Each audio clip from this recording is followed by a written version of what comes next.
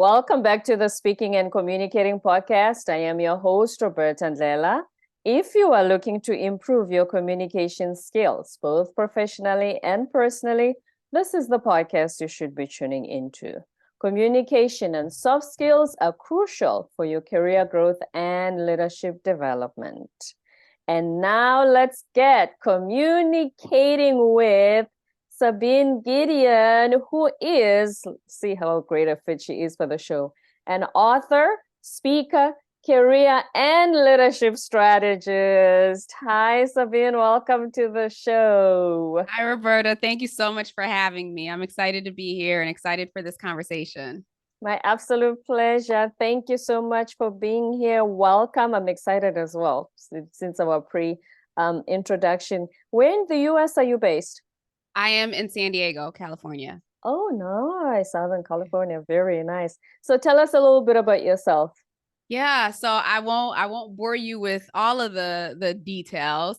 But my career started out very linear. I decided I was going to major an undergrad in human resources at the recommendation of one of my teachers in high school.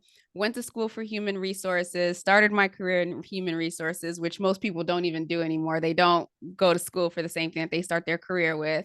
Yeah. I started in recruiting and I had no idea what recruiting was, but I was excited about being out there talking to people and engaging. I did that for about 10 years of my career. And if if you know recruiting, like you are on all the time, pretty much. You are communicating with people and not just communicating with, the things that you're talking about, but you're asking questions and you're getting to the answer beneath the answer. So Right. actually my time in recruiting, it was the training that I needed that set me up to become an effective coach. So I did recruiting for about 10 or 12 years and then found myself wanting to expand my HR career. I went back to school, got my master's in management organizational leadership, wanted to step into this HR business partner role, got the role, and within 6 months I was just like, I can't I can't do this. This is not what I signed up for. And at the time, the eager beaver me, I didn't have a plan B. That was my plan A. I was driving towards it and I got it, and it wasn't what I expected. Part of that was because, I had outgrown the 23-year-old version of me that wanted to be the HR business partner. And then secondly, I was in a different environment. I was in a different organization and their HR model was a lot different from what I had been used to or what I had idolized as the, essential career. Right. So I found myself needing to take a step back and asking myself two questions. And they are questions that I've been asking my clients since then. The questions were, when have you felt the most alive? And when have you felt the most fulfilled in your career? And two answers came back to me. It was when I was sitting across from internal candidates, employees, helping them map out their career and then reverse engineering all of the things that they needed. What were the projects? What were the skills? What were the stretch assignments that they could raise their hands for? And then the other time was when I was sitting behind closed doors with leaders and I got them to be vulnerable. I got them to be human, believe it or not. And I didn't always get the nice, friendly leaders under my belt, if you will, or as a business partner. And so to see these individuals who had these reputations on the people side for not being that great, but they got really great results. And then to be behind closed doors and the cape was off and the bravado was off and they were just simply themselves. And you could see a peek into the person who was carrying the weight of stress and everything else and how that was translating or being projected in the workplace and being able to support them in that capacity. That gave me that I guess that jolt that I needed when I was ready to step outside of corporate to say, okay, I wanted to continue to support leaders because while we may bash on leaders quite a bit, and there's a lot of that, especially now, I do still believe that they are the most underserved in terms of their own development in organizations. They get thrown into roles, and even when they're at the highest levels, some of them really are faking it until they make it. And they rely on their teams, but they're still human beings. And so I wanted to be able to support them because I know the impact that they have when they're not okay. the impact that that has on the organization and everyone else who reports into them. And then, of course, I'm a big proponent of growing, having a growth mindset, wanting to be a continuous learner. So for individuals who are at phases in their career where they want to do the next thing and they may not know what that next thing is or how to get there, I love being able to help them strategize and figure what that looks like. And so I've been doing that for the last 5 years within my own business. And in between that, wrote a couple books, started a podcast, and tried a whole bunch of different things in this entrepreneurial journey. Excellent. What an illustrious career. And we're going to talk, there's so much to unpack there. We're going to talk about the leadership part later in supporting them. But first, let's talk about when you said you went to study the master's and realized this is not what you signed up for. A lot of people face that challenge, thinking, I need to study this. And then is it college's fault to not give you the full picture of, if you study this, this is what your job is going to look like? Or it's up to you to do the due diligence and say, do I really want to carry on this path? Which means then I have to get this type of great school education. Yeah, I think it's a combination of both. So, what I didn't share is that I'm actually an immigrant from Haiti. And so I am first generation everything. And so my out, if you will, from like my earlier beginnings was school, was through education. And so my parents, they drilled in me, immigrant parents, like, you can't get an A-, like you failed basically. And so there was already programming within me that said the way to get ahead is to go to school, right? Or school was the outlet, if you will, to get ahead. So, regardless of whether or not they told, I knew that after undergrad that nothing I learned in undergrad translated. But there was a mindset of like, more certifications, more education. That's how you get ahead. I think the other piece too is organizations are really the reflections of the people who are there. And so while you may have one experience, same department, same function in one organization, right? There's a certain culture, there's a certain way of being. You go into another organization and that's not the case.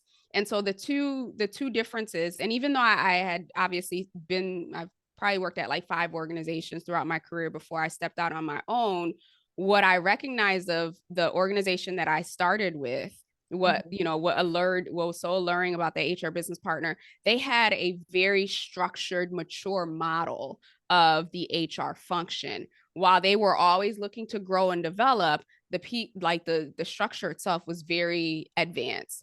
The next or that final company that I got to, they were in the process of doing a transformation, and they were starting with the technology and not the people. And so it was very much an organization where the resources were put towards the business and not the HR function. So the experience in trying to, do an HR transformation and be in an organization that, had X amount of dreams, but weren't willing to put the resources behind the function. It's a combination of those things that caused me to see that, okay, this isn't where that dream is going to work out for me. But I also think that everything is divine, right? I think if I had gone into an organization and it had been like gravy, I might have never taken the time to stop and ask myself those questions and really assess, am I still living out the 23-year-old version of me? Or am I being true to who I am right now and what I'm being called to do at this phase of my life and career? Is that when you started, when you launched Gedeon Enterprises? Yeah. So, well, Gedeon Enterprises is a variation of multiple. So I had actually launched my business career coaching. So I was doing resume writing, interview coaching back in 2011. So this is when I was at another company. I read a book about starting my own business and got excited about that. But when you're not committed to it and you have a steady paycheck coming in, I was not paying attention to it. I was just like, oh, okay, if someone asked me. And then, of course, when you're dealing with friends and family, they don't want to pay you. So I couldn't see. Girl, we don't want to have that discussion. Carry on. Right. So I couldn't see a correlation between actually making a living as an entrepreneur or a coach based on what I was experiencing. So I started the business and, it was something that was just in the back of my head. It's like, you plant a seed and those seeds were planted so that I think when I was ready, or when I was coming to the place of being okay with being ready, those seeds had germinated, for about, I don't know, 5-6 years until I made the leap. Mm. And then now let's talk about the leadership aspect. We talk about leaders on this podcast so much. First, you mentioned the vulnerability part. And to try and look at both sides of the argument, we always say sometimes they don't have time for the mushy stuff because they have work to do. And there's 24 hours a day is not enough. So when they take the time to be vulnerable with you, why do you think they feel safe enough in your presence to be vulnerable? Well, I've always had this, and I don't know that I recognized it even as a kid, but I've always had this curiosity where I'm not afraid to ask anybody a question or to spark up a conversation with anybody. The second piece, too, is I've always looked at it as we're both human. You put on your pants one leg at a time, like I do. So, this whole, you get into corporate and you're like, oh my gosh, there's a CEO, and like this expectation of like you have to treat them differently. I just never had that. And I'm not to confuse it with not respecting their position. We do respect their position, but I hear what you're saying. Yes. Yeah, that fear or that intimidation that you often see, especially in very hierarchical environments. I never had that, and that may have hurt me, or it may have helped me. I think it helped me in the end. So for me, when it came to having conversations with leaders, I wasn't afraid to say, something seems off. What's going on? Or are you okay? You seemed a little angry back there. So I wasn't afraid to like have those conversations. Yep. Let me ask you a question, because a lot of people might think that, but they're wondering, is this going to trigger my boss and then jeopardize my job, my potential promotion if I ask that question? You know what I mean? A lot of team members think that some things where I feel like in this environment, at least, I don't think I can just ask him unless it's a formal performance interview setting. Yeah. So let me just clarify. So I wasn't walking into like the head of the CEO's office and saying, "Hey, you seem a little off." In my capacity as a HR leader, I had certain business units that I was responsible for supporting, and oftentimes I was working with whoever the head of that department was in the business. And so naturally, just like with anything, you have to build trust very, very quickly. Coming into HR or being in HR, being able to support the business, you have to know what is their business, what are their pain points, how are they making money, what are their challenges. And so I'm coming into these conversations knowing that, it's not the first day that we're having these conversations. Let me just clarify that. I have built trust. I have built that relationship. I have built it where they can see that I am someone who was truly an HR business partner, regardless of whether I was in recruiting or any other function. And as we had conversations behind closed doors, and again, I wanted to get to know the person. I think that that's a key point when you engage with anyone, right? And you engage with them only on business, like, oh, hey, how's the weather? Or how was your weekend? Right? If you keep the relationship surface level, it's always going to be surface level. So that's so true. I had a guest recently, and he said, he's the CEO of his own company. He said one of the determining factors, no matter how beautiful your resume looks, if for the first 2 minutes while waiting to set everything up, you don't even know how to make small talk, he won't even consider you. Because I make small talk all the time before we record and after we record. So he told me that after recording, he said, you see, because you had small talk with me for like 10, 15 minutes, I knew that I was going to have a great conversation. So those are the little things that he looks at. So some people will come and say, oh, it's my interview, let me be quiet, look formal and be nervous. I know everybody gets nervous, but he says, unfortunately, that's one of the reasons some will not get the job. Yeah. And you have to think about it, even in the context of communication, right? Like verbal and nonverbal communication. At the end of the day, everybody wants to be seen, they want to be heard, and they want to be valued. And so if you go into any interaction with that mindset of curiosity and that you want this person that you're going to engage with to be seen, to be heard, and to feel valued, that will be reciprocated. Like you don't need to get deep into their business for them to, to share with you. They will feel that. We as human beings, we feel that, and we know when it's authentic and we know when it's fake. Mm. And then the parts they are vulnerable about. What are some of the things, heavy loads that they say they feel that they carry being leaders? Yeah, well, back then it used to be it used to be stuff that had nothing to do with the job often, right? Yeah. You'd find out, a leader is going through a divorce or their kids going off to college. And so they're stressed, or, in some cases, especially with some of the women that I worked with, they had learned to become this person because it was their only way to survive. And they didn't realize that they were still behaving in ways that may have emasculated certain groups of their team. But now, as I'm coaching individuals, everybody, first of all, everybody's stressed out. I think it's an extension of the pandemic. While people say we had time to pause, some of us did have time to pause and some of us paused. Some of us were so busy trying to get back to what we used to that we never gave ourselves the space to pause. And then we're in the state right now where, between all of the world events that are taking place, between the threats of economic downfall that are happening here in our country, between the threat of AI, what that means, how do you stay competitive? There's just a lot that is competing for leaders' attention, for their time, for their energy. And when I say leaders too, I just want to clarify, I'm talking about everybody. My leadership philosophy is that we are all leaders, but for those who have the burden on their shoulders, that's a huge burden. And so they're trying to navigate, how do I manage all this stuff and show up as compassionate and show up as empathetic and show up as being all these things within the organization, because that's what's required right now for leaders. Organizations are certainly becoming more people driven.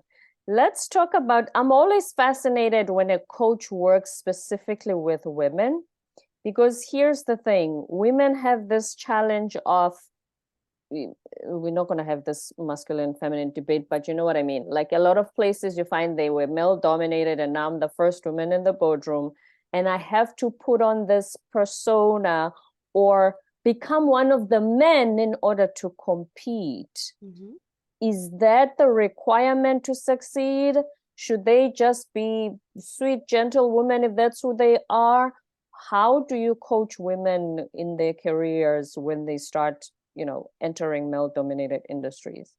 Yeah, that's a really great question. And the example that I gave earlier, it was one of the senior leaders where she was an engineer back in the 80s. And so being an engineer in the 80s as a woman was not easy. And so she didn't have the rules to protect. And so she learned how to build that guard up, how to be that person. And here we were in the 2000 something, and she was still operating from that. So I think a couple of things, right? We are seeing this shift where, there are more women in leadership now than there have been before. The challenge is not necessarily how we're showing up, but how those who are in positions of leadership, how they are modeling what leadership should look like. When I think about when I first came into corporate America, it was mostly boomers who were in those senior leadership seats. I mean, it still is, but they were also women who had come from very hierarchy type roles, not roles, organizations and cultures. And they very much had this like command and control style. I, of course, naturally didn't appreciate it, but again, it goes back to once I knew their stories, like I learned one had her dad was in the military. And so it was very much a you got to be tough type situation. Yeah. And so for me, I think as I've been coaching individuals, I always go back to what is your story? because I think that many of us, without even recognizing it, we are recreating patterns from our childhood, or we're recreating traumatic events that we've experienced. And it's not until someone puts up that mirror or something causes us to have to take a step back and look at that, that we're like, oh, wait, I don't need to be that person anymore. So I'll give you an example of someone that I recently coached, who is a COO of a very successful company. And this person, because of some how do I put this, she's on the spectrum, right? Intelligent, brilliant, but on the spectrum. And so I think what I have come to learn was that there has been a lot of need to prove, right? So there is, for her and her growing up and recognizing that, you know, she has to be exceptional in different ways than other people. And so when it came to accountability, when it came to giving feedback, it was always met with defensiveness. And at first I couldn't understand, like, why are you, like, this is to support you. But then again, you understand someone's story and you recognize, okay, these are the things that they've had to work through. And as a result of working through these things, they were being rewarded for certain types of behavior. So when I, as the coach, come along, or when you come along and you're kind of like, well, about that, right? It goes against everything that they've believed. So my approach is usually, you know, I'm not going in and saying you're doing this wrong, or you should behave this way, or this is how it should be. I want to understand, what are your stories? What are some of the messages that you got? How are you still being rewarded? Are they being reinforced? Is that behavior being reinforced? And if it's no longer serving you, how do you want to show up? Yes, especially because unless you've gone through, you know, and we always say coaches are not here to tell you what to do. We ask questions, like I said, we're curious, we ask questions, we just keep peeling the layers, going deeper until you come up with the answers yourself. And when you do that, you are most likely going to follow through with whatever has been decided. But the self-awareness aspect, then, once you've worked with them and they start to realize, oh, this is why I was triggered, because I was really, you know, rewarded for this behavior. How do you literally just put them through an exercise of self-awareness so that even when you're gone, they will notice that, hey, I'm doing it again? Yeah.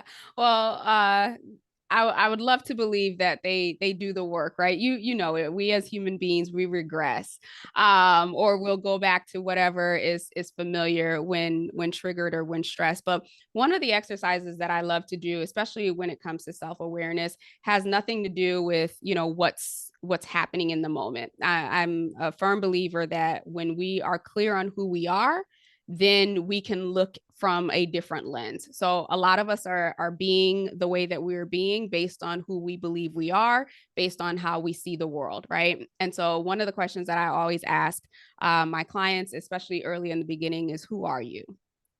And oftentimes, as you can imagine, I'm met with, you know, oh, well, I'm a mom and I'm a sister and I'm, you know, vice president of senior executive, da, da, da, da, da. Yes, This, that. we love our titles. Yes, all the titles, all the roles, all the identities. And then I will continue to ask that question, who are you? And you get to a place where it's either met with frustration, because they're like, if you ask me that question one more time, Now or I'm losing my patience with you, Sabine. Are we going somewhere with this? I'm paying for this coaching session, remember? yes. Or you get to that moment where they're just like, I guess I don't know the answer to that question. And that's where I know I've made that breakthrough. And that's where I know this is where we're going to build on. And the reason why that's so important is just because of what we've been talking about. We carry all these titles, we take all these experiences, and, you know, our mind, our subconscious mind is recording all of it. And we get to the place where we believe this is our truth, or this is the truth.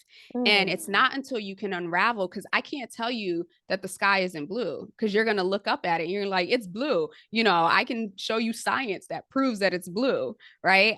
Though there are things external to us that I cannot argue with you, or I can't get you to change your mind. But when it comes to who you are, when you can get to that place where you get down to the core of, this is who I am, or I don't know who I am, then you can start to build. And from there, we build on, okay, well, what are the things that are important to you? And then that's where the values conversation comes into to play, right? So no, you're no longer selecting values because authenticity sounds great or integrity sounds great or it's All the on the wall. buzzwords that I'm running around the internet. Yeah. Yeah, Yeah. yeah. And that's what we do. Okay, yeah, integrity. That sounds great. I want to be integrous. And so that's my value. But it's not. So once we get to who are you, we get to, what are your values? What's important to you? Because I think that that's important because when we set our values or when we establish our values or recognize them, that's how I feel like those are the North Stars, if you will, for us and how we operate, how we treat ourselves, how we treat others, how we engage with vendors, how we engage within our organization. And so that should be the foundation because how we do one thing is how we do everything, whether or not we recognize it. So we get to who are you? What are your values? And then what do you want? Like, Right. what is your vision for yourself? What is your vision for your department, your company, whatever it is? What is that vision? What I'm seeing or what we've seen are a lot of people, especially, when call it first time managers or your first time in corporate America, no one's sitting you down and having this conversation. They're just No. like, this is the organization, this is the culture, this is how we do it. And then we just start on life. We start on the hamster wheel, just like everybody else until something happens or until, we get to a place where we're just like, this is not working. And then we do that deep work. It has been the leaders who have been willing to be vulnerable, to do that work, to see the ugly, right, and go through that messy middle of growth. Those are the individuals that I feel or I've seen to be the most effective because then it's not about doing something to check it off the box or trying to relate to their people. They're just naturally being who they are and they are drawing to them their businesses, their organizations, their departments, people who can see that authentically and want to be part of Right. that. And then just a quick mention of your book, The Journey to Becoming. You talk about your childhood trauma, and I'm wondering, is some of the work you do influenced by that somehow? Oh yeah. Oh yeah. I have a theory that every person who steps into like any type of healing work, whether it's coaching, psychiatry or anything like that, that we are all our experiences were the springboards or the preparation, if you will, for us to then turn around and help other people. So the reason why, and going back to that earlier thing, the reason why I always get back to what's your story is because I understand I have a story. And I know that because of my story and my experiences, I've shown up as different ways and not so great ways, towards people because I was operating from a place of hurt, a place of abandonment, you name it, like you fill the blank in. And so when I see someone who is operating from that space, it goes back to having compassion and having empathy and seeing and acknowledging that person. What's your story? What really happened? Now Because you recognize it, yeah. yeah, as a coach, I'm not here to, be your therapist, but it's almost like you can't move forward if you don't first acknowledge, what pricked you, if you will. Right. And then you are the host of a podcast. Please give us a brief summary what it is and what kind of content do you focus on? Yeah, thank you for that. So it's called She Leads Now. And the focus when I first started it was really, I just wanted to tell stories of powerful women. And by powerful women, I meant all women. Coming out of the pandemic, with the great resignation, the conversation was around, women were leaving the workplace and this was happening with women, this was happening with women. And I wanted to recenter it that, women were leaving the workplace, not because they just got tired of working, but this is the load. This is what they were doing. This is the amazingness of these women. And I wanted to also highlight women who were pioneering, who were paving the way, who were being the advocates for other women, for employees all over the country. As we're going into the new year, though, it is shifting because I've recently gone through another transforming experience in this last year. And I want to get to the heart of, I recognize that I can help people strategize their career all day long. I can do that in my sleep at this stage.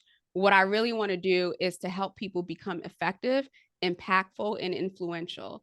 And I truly have come to learn that we can't do that if we're still wearing masks and we're still hiding behind titles and we're still hiding behind identities and roles that no longer serve us. So moving into 2024, the podcast is still going to be very focused for ambitious, driven women who want to make an impact. But I'm going to get to the heart of some of the things that we don't speak about that we all know that we're experiencing. She Leads Now podcast host Sabine Gedeon, who is also the author of The Journey to Becoming, which you can find on Amazon. This has been so wonderful. I love listening to you. Thank you so much for being here today. I appreciate it. Thank you so much for having me. And before you go, where can we find you online or the socials?